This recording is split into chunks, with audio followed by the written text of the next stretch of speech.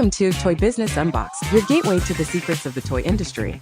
Here, Jason Hsieh, a toy entrepreneur and expert in the Every field. product we develop is really inspired by some of the real life experience that we have with our son, major retailers. Yeah. Check.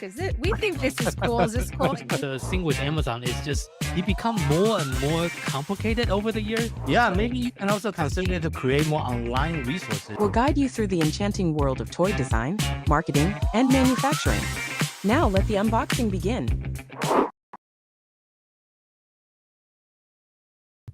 Hello. Welcome back to another episode of Toy Business Unbox. In today's episode, I'm thrilled to have Arturo, the founder and CEO of Nobory Toys, joining us to unpack the magic behind his innovative toys product and also sharing some of his own entrepreneurial journey with us. Thank you for joining the show with us today. How are you doing? Good. What's going on? How you doing? I'm doing good. So can you first start telling the audience a little bit about the inspiration behind your toy company and what was your entrepreneurial journey look like? Yeah, sure. First, thank you for having me on the podcast. I appreciate it. For me, I am new to the toy industry. I have been in the industry for 3 years, and most of that has been the development of my first product line. So before those 3 years, if you had asked me if I had ever thought about picking up a career in the toy industry, I would laugh uncontrollably because it was not even on the radar. Sure. But here I am today. So how did I get here? Well, it's because my son. So he was 5 months at the time. And let me back up a little bit. So being in the military, I had served several years in the military. I had really developed this passion for mentoring young soldiers. And so I carried that ever into my civilian career. And now, I'm about to have a son. And I was like, great. Like I really get to be a mentor and really see the impact of my guidance as this child gets older.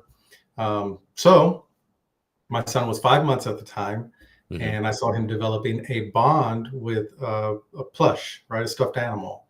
Yeah. And so, it was a great comfort toy, a soother, but being that mentor, I wanted more out of it, more functionality, and, ways that I could use to develop some of his motor skills and his cognitive development, things like that. So I looked online for a stuffed animal and was like, clear. There's got to be something where you can put accessories on that are sensory, developmental. Nothing. Yeah. I couldn't find anything in the marketplace. So I decided to take this endeavor on. The funny thing about that story is I had just quit my job like 6 months prior to that to do real estate. And I was doing industrial sales for 8 years. And so I came to my wife and was like, hey, I want to be a real estate agent because I'm not being fulfilled. I don't feel like I'm making an impact on people's lives.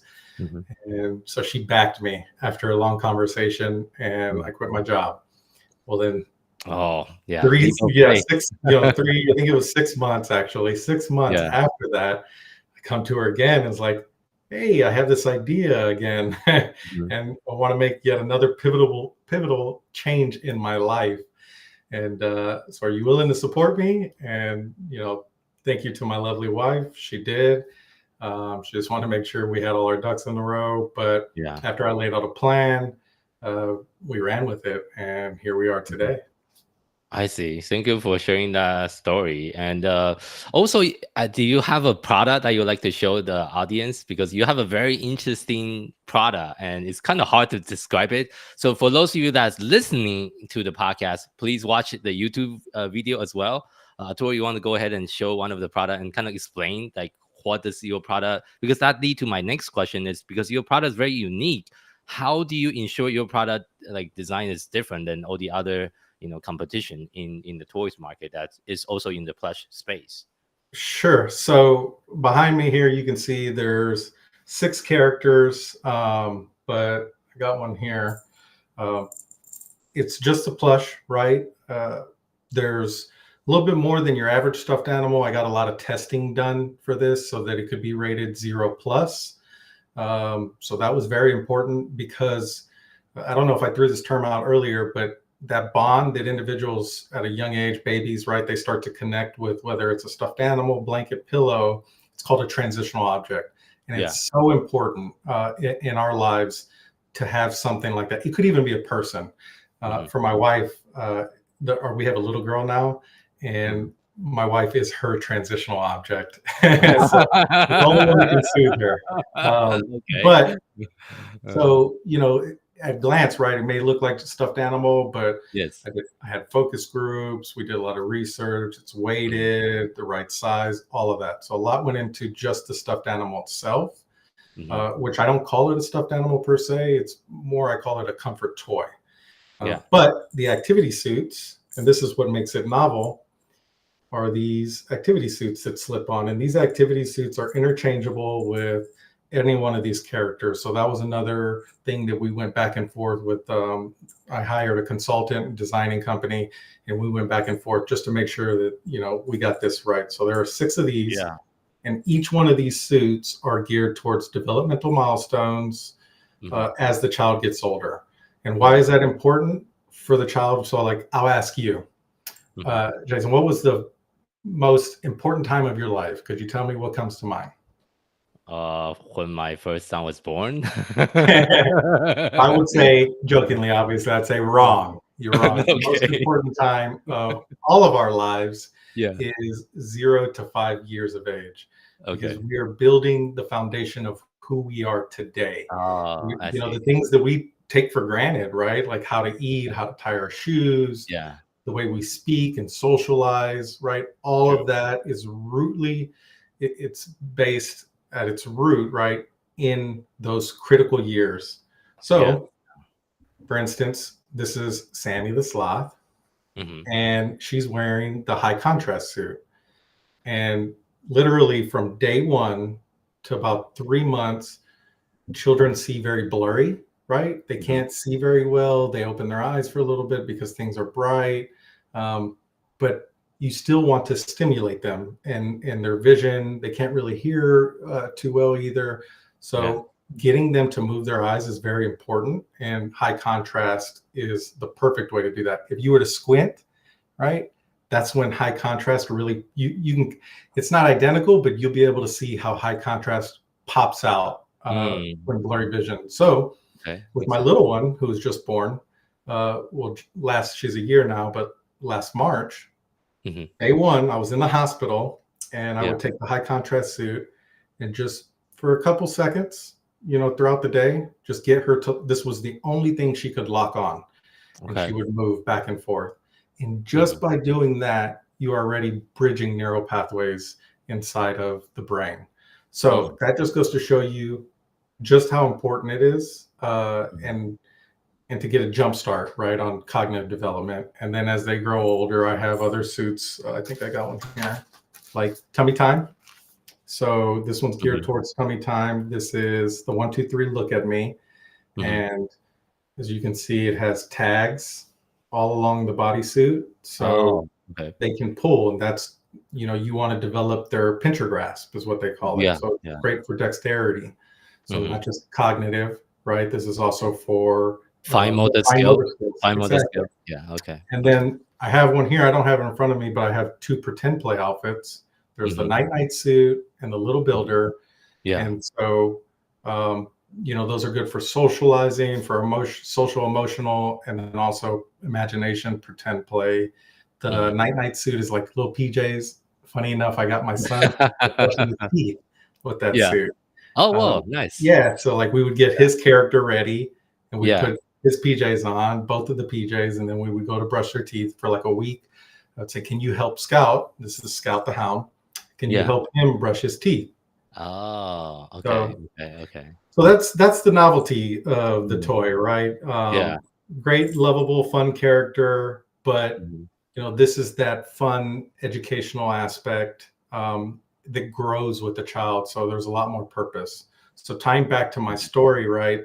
Like now I can be that mentor with my son, daughter, or anybody else, right? but also do it with something that they have built this bond with. And so this is not just a stuffed animal for my son. This is Scout, right? His best buddy that's there for him whenever he's crying, when he's scared of the dark. And we're not just limiting to that, but we're also playing like this one. I do 1, 2, 3 blast off. So like it's all these experiences and memories we're building. Okay. But the most important thing out of all of this, and this is what I have really wrapped my company, right, as this is like the main pillar for my company, is creating toys that engage both the caregiver and the child in some form or function, right? Engagement is the best part. Sure, children can develop on their own and learn to crawl, but like I like to say, where the magic really happens is where the caregiver is getting involved and really trying to play. And I know everybody's busy, but you know, just a couple minutes throughout the day, I think. What is the ideal age range for the product that you currently offer? So the demographic is 0 to about 6 years of age. But you know, when I go to local trade shows, I have 8-year-old kids come up, 9-year-old to like teenagers. I've had by my animal just because the fact that it is, you know, a cute character and they have this story. Each one has a personality. And there's a story behind it. So, you know, that's why I didn't package the suit with the toy in case older kids really wanted the product. I see. Yeah, and I know your products also got listed on the TTPM's most wanted list. Can you tell the listener a little bit more about that particular program? Sure. Yeah, that was a great honor, actually. You know, Bob Glazer kind of oversees that whole thing with TTPM, the Toy Authority, and I got connected with him at the Astro Toy Show last year, Marketplace and Academy. And you know, after speaking with him, he presented this idea of like, hey, here in New York, we do this annual toy show where it's not really open to the public per se, but it's really big for like press, marketing. And then we also pick and honor and award some other like toy companies who, you know, everybody who's coming out to the event. I see. And you know, there's a lot of people there, and some new like me manufacturers, and then you got big names like Hasbro is there. So when I got there, they kind of unveil this table that they have at the very front, and it's the small selection of hot toys for the upcoming season that they push and promote. And so they picked my toy, and I was very honored. I had no idea, very unexpected, and you know, just is a good feeling to kind of be put in that bunch where there are some of these big names, you know, in the toy industry who have really, obviously, over the decades and years. So do they have a review committee that review the product and decide which one they're going to highlight at the event? How does that whole process work? I'm not really sure how that whole process works. I believe it's a committee, but you know, I know, again, it's a small selection. Beyond that, I'm not too privy to that information. I see. So the reason why I ask is because a lot of the listeners are also toys entrepreneurs. So do you think that is something they can also consider, try to get onto their, you know, wanted list, so they can also get some PRs and, you know, some publicity for their toys? If so, what is the best way for other toys entrepreneurs to look into that opportunity?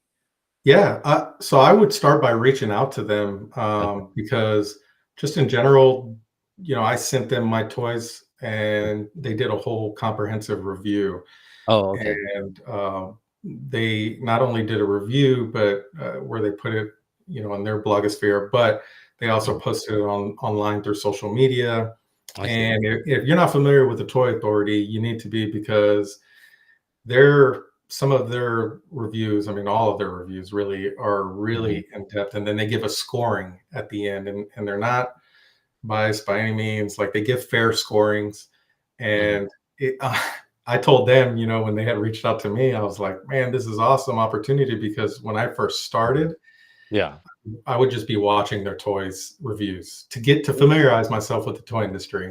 Got it. And Yeah. I would be playing it everywhere in the house, to the point where my wife would get sick of hearing everything about toys. But, Okay. it was a great way. They just give a lot of good insight. They don't just review the product like a lot of influencers will do, and just toy people. They do this in-depth review and talk about all the intricate details of your product. And I love that. And they took this concept of a plush toy with the activities and really dove into it. So I think it was great, nicely done. So that would be the first step, to get them to review your product. Okay. And then the second step would be look into going to the media show that they do in New York. Is Yeah, there a it's in fee like involved? September. Do they charge a fee to just do the review, or No, no? Oh, okay.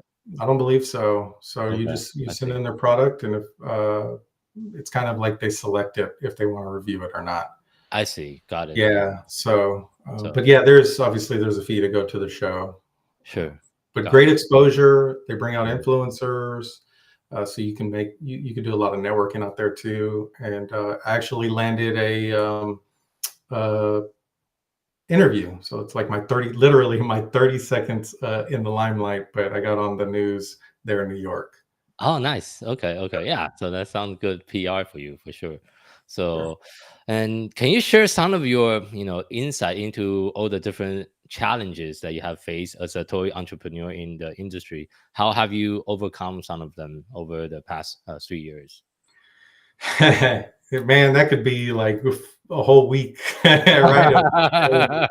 I'll touch on like the big ones. Sure. Yeah. I kind of take you through a process of like from the start to where I am today. So Sure. starting again, never expected to be in the toy industry, didn't really have any knowledge. And I really try to soak up as much information on whatever I'm committing to as possible. Hence, like these activity suits, right? Before I even started developing the toy, I was trying to soak up all the knowledge of like how to be a good father, what to expect, and like even to the point where I was researching all this stuff about the baby and what my wife's going through. So I really get into the data and the numbers and the research. Yeah. And so like I was so ready to do that with toys. And I dive in and start searching, looking, and come to find out it is difficult to find information about toys. Because the companies who have been around for a long time, I mean, they gatekeep that stuff. And I understand, right? There's a lot of IP. So getting costs, manufacturer connections, and the process from a breadboard prototype to fully finished production piece, it's really hard. So I'm very thankful that when I did kind of hit that blocking point, again, that was one of the biggest challenges, that I partnered with a toy consultant, and his name's it's Design Edge, and my point of contact there. Oh, Matt, yes. Yeah. And great team. I got nothing but great things to say about that group. He took this idea I had in my head, and this like I had sewed up together like a little teddy bear. And I don't have it near me, but if I show you, it'd probably give you nightmares. and the suit and everything, and he's so good at what he's doing. I think he's been doing toys since he was 6. He was able to see my vision just by showing him this scary looking stuffed animal, right? The head like didn't even attach, it fell off. So it's amazing to get to that, to this. They also do package design. Nice. Matt went to school for package design, so like that's his bread and butter. And so I would say when you hit that roadblock and you have the extra capital, partner with somebody has legacy in the toy industry, right? These experts, because they're going to have all these shortcuts and things, all these pain points that you will find out later on if you do it yourself. They'll have that worked out and dialed in. So, and then further down the road, right? I had to get to a point where now I need to launch this toy. Yeah. Right? And so I, Design Edge and there are other consultants too that kind of help with that. And Matt and his team really helped me, but I wanted to bring a different perspective in and also find a community where I can just reach out to people like people have like on Reddit, right? Where they're like, man, today I was trying to build a toy and, run into all these issues, and people can answer that. So I stumbled upon Agel and her podcast. Yes. Right. Yeah. The Toy Coach, and dove into that. She's got like a whole course built out with like several modules. That can really give you some insight. I mean, she has gone above and beyond on what she offers for the price. And like these modules are so in depth. Yeah, we are actually planning to partner with Agile and creating a dedicated module about Amazon product launches for. Oh, y'all are going to do great. Y'all are going to do great. So like, yes, she's just a wealth of knowledge, mastermind, and she's really good at putting these modules, her and her team putting these modules together. Sometimes I felt like I had homework to do, and it was like, I felt like I was in school, but that's good. Like that's what you need to learn and pick up all and immerse yourself. And not only that, she has done a great job building out this community of other inventors, manufacturers, people who have been doing it for maybe 5-10 years, or people who are just starting like me. And it's awesome just to have that community. At any point in time, you got a question. So for launching, that it was just great to build off the momentum of everything that I picked up, going through that course and finding that whole community. And then last year, you launch and it's not anything what like you expect, right? I think we launched at the beginning of last year, and it was like drinking water through a fire hose. So like, I had this whole business plan built out. But within the first like 3 months, that was kind of thrown out. Right? and so it's like, what do we got next? Let's try something different, throwing that out, trying something else. For sure. Just trying to kind of ride that momentum of those initial sales. But man, there's just a lot of ups and downs. And anybody who's an entrepreneur, not just in the toy industry, understands what I'm talking about. It's just a roller coaster of emotions. Especially when capital is king, you really are like, man, do I go to this show? It's like $2,000. Do I just focus on this? Do I put my money here? Do I allocate the capital there? And some of that honestly is just trial. You got to kind of figure it out on your own. And so that's what I did. One of the biggest lessons that I've learned last year was the way you vet partners, like vendors. And so I had given, Matt just joined the chat. Hey, Matt is watching the interview. So. But one of the lessons, that I learned was a really hard one for me, where was at Astra, I had picked up a retailer. I was excited. We landed a big order. It was like a $10,000 order. And then, months later, I'm struggling to get payment, right? And then kind of drags out going into the end of the month, Q4, end of the year, Q4. It's like, I can't get them on the horn. Now I'm getting worried. And it's just, you really have to come to realization. It's like, okay, I got to cut my losses. What do I do moving forward? How do I assess, how I can protect the company next time? Right.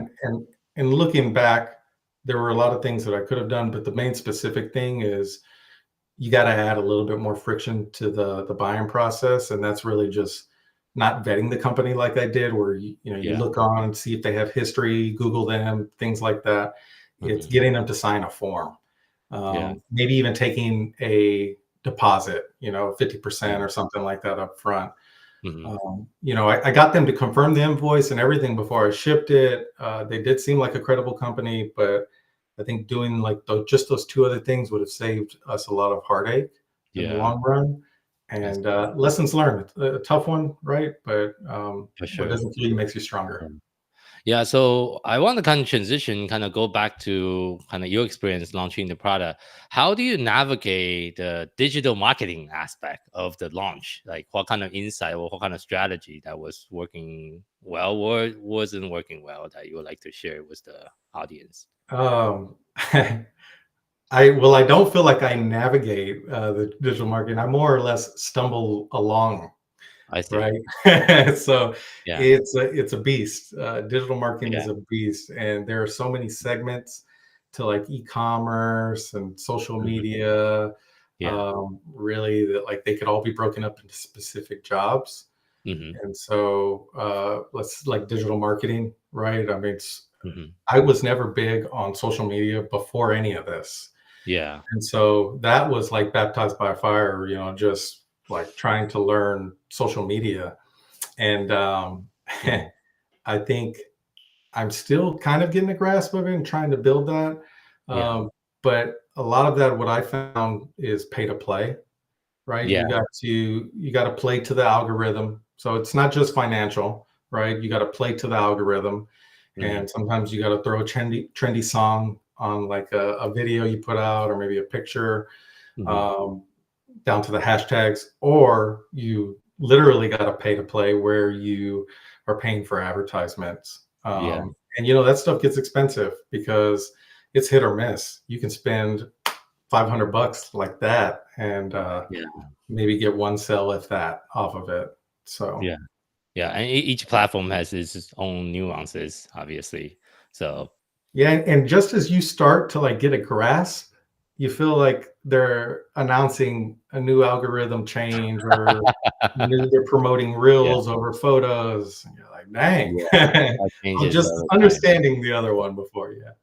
Yeah, and I struggle with that with my brand because actually post the iOS update with the Facebook marketing, it make it a lot harder compared to before.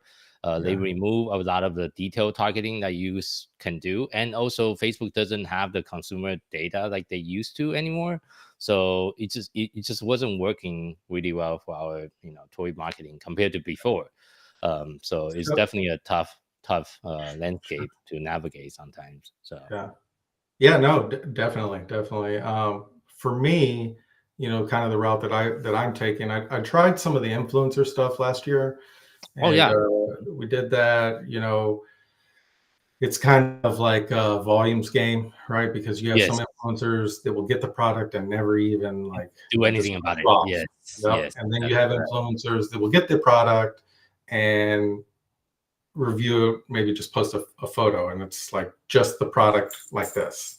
Yeah, like, oh, engage, you know, and so you know, you could tell them all day, but it's we've been doing free product, right? And so they're going to do what they want to do at the end of the day. So I've kind of, you know, maybe benched that for a little bit, but my real push has been creating dialogue and content with myself. Because again, you know, I know I started with this toy, the Adventure Crew, right? But for me, Nobory Toys is actually the passion, the vision moving forward.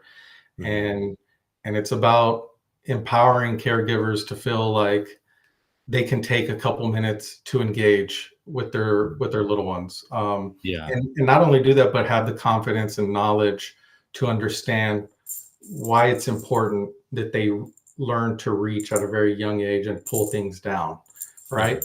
So I think by having this platform and this whole brand that I've built out, it's, you know, something that I'm meant to do is like communicate to caregivers all these little tidbits of information on purposeful play, and you know, why, you know, it's so important, 0 to 5, some of the stuff that, you know, I was talking about earlier, all these things. So that's the mission first, is using this platform not just to sell the product, but also sell information and everything that I've learned. Because I haven't just learned toys, right? My toys are specifically towards very young children and educational aspects. And I want to share that knowledge, because if you look at some toys now, they're just now starting to come out with like what the benefits are of this toy and how to use it. But 2-3 years ago, like that wasn't even a thing on a lot of these boxes. Sure. So I think videos are important too. For sure. Have you also tried to do any kind of community outreach as part of your marketing strategy? Yeah, so I am huge with community outreach. That's a big proponent in my life, not just the company, but my life.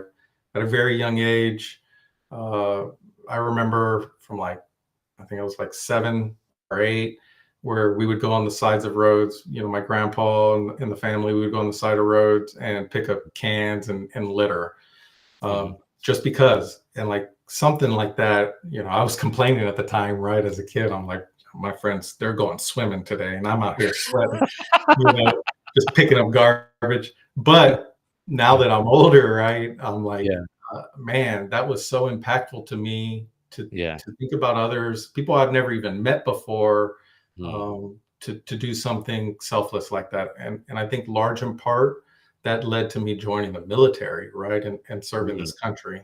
I see. Also, because my dad would watch things like Rambo and Delta Force, Predator. So, but when I left the military, that was another void that I really wanted to fill. So I dove into my local community, and when I started the toy business, I just tapped that right into the community that I was already a part of. So outreach is big. There's this organization called Pharaohs here locally. And they're kind of a branch off of this organization I'm a part of. It's called the National Exchange Club. And our main like national project is prevention of child abuse.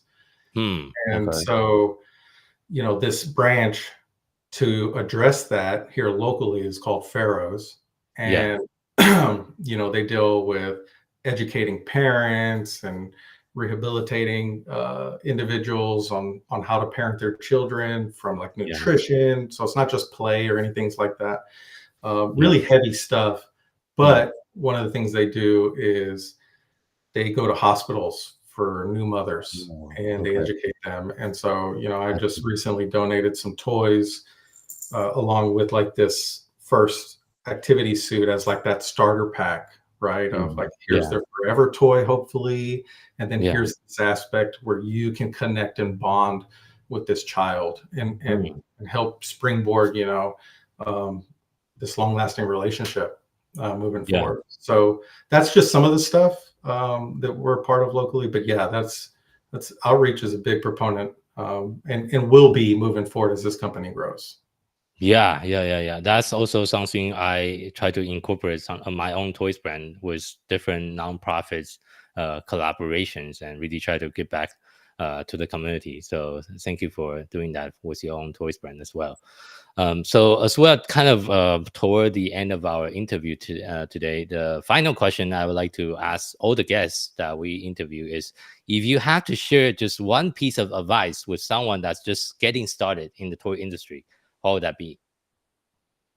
So I'm a big mindset guy, and I think it's important in any endeavor, especially the challenging ones, that you gear your mind appropriately as best you can. And so what do I mean by that? Just expect that it's going to be difficult, right? Accept that up front, and then also ask yourself questions like, how much are you willing to take on? And really doing that, I think whenever you immerse yourself in this difficult task or whatever it is that you're doing, you can always look back and be like, hey, these are the goals I've set mentally. This is what I said I want to do. And that's always something that you can kind of revert and also grow off of.